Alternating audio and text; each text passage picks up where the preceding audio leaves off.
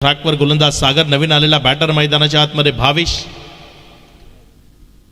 इथे मात्र शफल झाला, मोठ्या फटक्या करता गेला, बॅटची कडा घेऊन बॉल विकेट कीपरच्या हातामध्ये गेलाय. विकेटचं पतन ते इथे होत असताना आपल्याला पाहायला मिळतंय. खेळाडू बाद.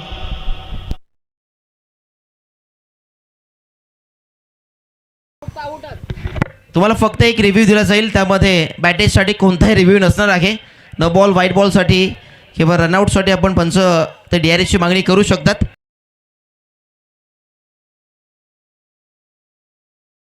चला, पंचांचा निर्णय अंतिम राहील. आपण जर अशा प्रकारचं कोणतं कृत्य केला तर मग आपल्याला पॅनल्टी दिली जाईल. पंचांचा निर्णय अंतिम असेल. कांबारे संघ, चला विनंती आहे की आपण कोणत्याही प्रकारची खेळाडू मैदानामध्ये येऊ नका.